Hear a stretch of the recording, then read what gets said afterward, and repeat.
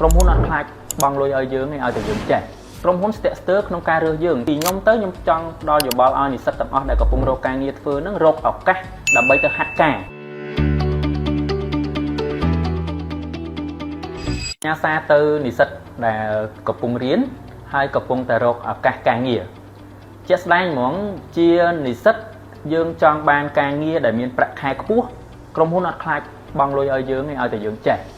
អញ្ចឹងក្រុមហ៊ុនស្ទាក់ស្ទើរក្នុងការរើសយើងអញ្ចឹងពីខ្ញុំទៅខ្ញុំចង់ដល់យោបល់ឲ្យនិស្សិតទាំងអស់ដែលកំពុងរកការងារធ្វើនឹងរកឱកាសដើម្បីទៅហាត់ការ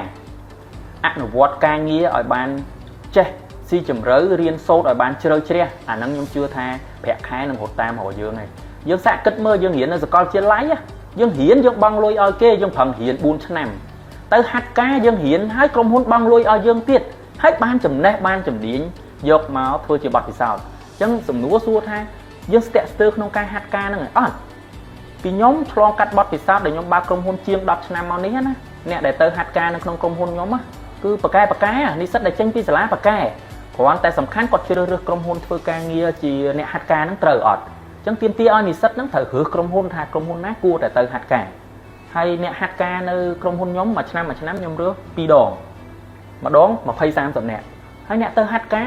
ហើយ3ឆ្នាំទៅ5ឆ្នាំចេះធ្វើការងារមានសមត្ថភាពគ្រប់គ្រាន់ធ្វើមេគេកើតអ្នកដែលធ្វើមេគេកើតនៅក្នុងវិជ្ជាជីវៈគណនេយ្យណាគឺបានប្រាក់ខែច្រើនជាង1,500បច្ចុប្បន្ននេះខ្ញុំធ្វើការងារជាមួយសហគ្រាសខ្នាតតូចនិងខ្នាតមធ្យមច្រើនហើយរាល់ថ្ងៃនេះតកែទាំងអស់មកជួបខ្ញុំថាបងឲ្យតែបងរើសគណនេយ្យបកែម្នាក់ឲ្យខ្ញុំមានប្រាក់ខែដល់រាប់ពាន់ឲ្យតែឥឡូវនេះវាអត់មានអ្នកចេះ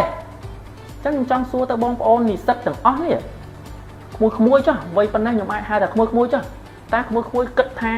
ជឿទៅលើអាជីពហ្នឹងអាចឲ្យបងប្អូនទាំងអស់គ្នាក្មួយទាំងអស់គ្នាហ្នឹងអាចរកប្រាក់ខែបានរាប់ពាន់បានអត់ហើយដើម្បីឲ្យទៅដល់រាប់ពាន់ហ្នឹងតើយើងត្រូវឆ្លងកាត់ដំណាក់កាលអីខ្លះ